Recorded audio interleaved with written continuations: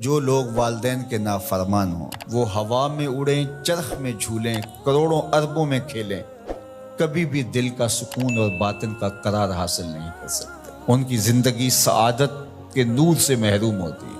اور یہ نہیں ہے کہ ماں باپ کوئی بہت صالح نیک پاکیزہ صفت ہوں، ماں باپ گناہ گار سے گناہ گار ہی کیوں نہ ہوں، ماں باپ کے قدموں تلے اولاد کی جنت رکھی گئی ہے۔ امام غزالی علیہ رحمہ نے لکھا ہے کہ وہ گناہ جن کی سزا آخرت میں تو ملتی ہی ملتی ہے، دنیا میں بھی ضرور ملتی ہے، ان میں سے ایک گناہ ماں باپ کی بے ادبی، ماں باپ کی توہین، ماں باپ کی گستاخی ہے۔ مذہب کی کتابوں میں تو تاکید کی ہی گئی ہے والدین کی تکریم بجا لانے کی اور ان کی عزت افزائی سے دنیا اور آخرت کی سعادتیں سمیٹنے کی، لیکن جو ماہرین ہیں، جو دانشور ہیں، جو خوشگوار زندگی کے رہنما اصول بتاتے ہیں، ان سب نے بھی یہ کہا ہے کہ ماں باپ کو راضی رکھو گے تمہاری زندگی خرم اور خوشحال رہے گی۔ تو ماں باپ کی رضا میں اللہ کی رضا، ہمارا تو دین ہے۔ مغرب تو سال میں ایک دن مناتے ہیں نا، یہ فادر ڈے ہے اور یہ مدر ڈے ہے، ہمارا دن تو شروع ہی ماں کے قدموں سے ہوتا ہے۔ ہم تو رات جب باپ کی ٹانگیں دبا کے سوئے نا